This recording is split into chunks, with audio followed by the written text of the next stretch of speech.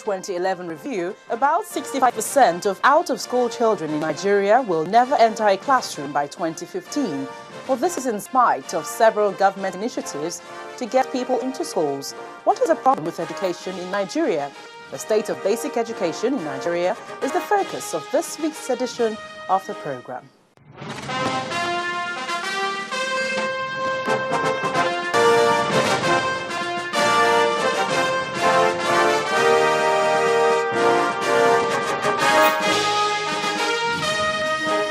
Well, many thanks for joining us here on Dateline Abuja. I'm Gloria Umezuke. Well, Nigeria is among 10 countries in the world with the highest level of illiterates in the world. Well, there are about 46 million illiterate adults in Nigeria, according to UNESCO.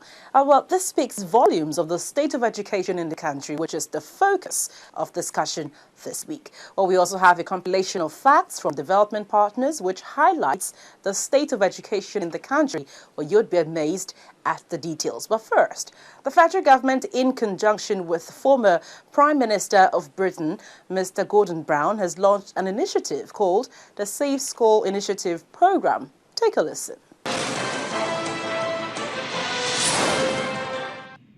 Mr. President.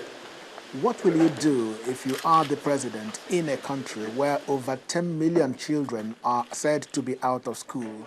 What will you do when even a few that are in school have been forcefully abducted by terrorists for the simple reason that they are seeking education?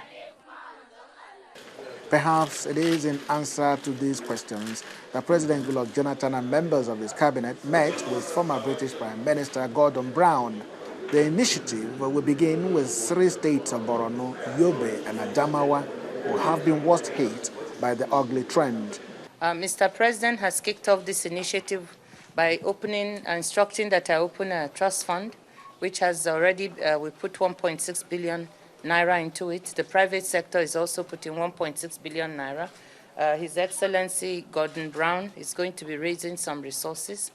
Former British Prime Minister has the backing of the United Nations and the international community on the project, which will take care of the Chibok girls when they are finally released.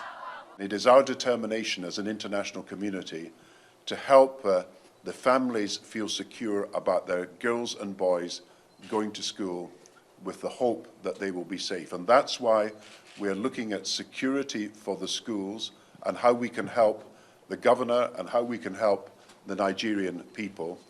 Fortifications, telecommunications, guards, safety equipment that will enable people to feel more secure about the schools.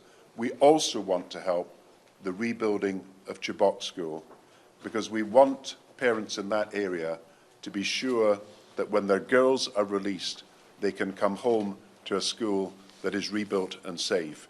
Many concerned citizens will be wondering if Nigerians themselves, and indeed the governors and politicians, especially in the states concerned, will allow this initiative to succeed. We promise to give him all the necessary cooperation to ensure that the program succeeds. So by the grace of God, we want to give you our unflinching commitment that we are going to pursue this thing vigorously with all the resources, human and material, at our disposal, and please, gentlemen of the press, it will be completely devoid of politics. Times like this calls for sobriety, for maturity, for unity of purpose. At the appropriate time, we are going to play politics, but this is not time for playing politics with the lives of the people. The federal government says Nigerian children must have an environment in which they can come back to school and not have anyone truncate their education, and they need the support of all to do this. Chukwuma Onwekusi, Channels Television News.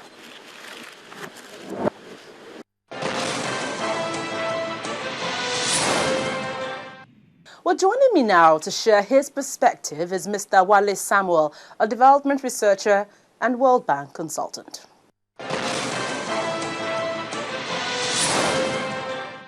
Welcome, Mr. Wale Samuel. Thank you to very the program. much. Well, you were involved in this Global Partnership for Education project, and a lot went on then. What really is your assessment of the sector right now, especially at the basic level where we have millions of children still out of school? You know, what really do you think is going on? Oh, well, first of all, we need to really say that it's sad that we missed out on that meeting the Millennium Development Goals too, which is education for all. 2015 is the landmark, as we all know. I think we missed that on that now. So, but it's not all a hopeless situation.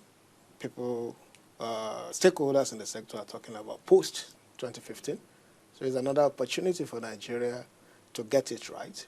And there's been a lot of evaluation in terms of what we did wrong and what we can do better in the next dispensation, looking ahead of 2015. Looking at Nigeria's own target, we haven't even gotten, up to 3/4 of what we're supposed to have achieved. Do you think this is still going to be feasible? Well, you know, a lot of things are really happening, and I think people now know where to, I wouldn't like to say put the blame, but there's always this focus on the federal government when you talk about basic education. But that is not so.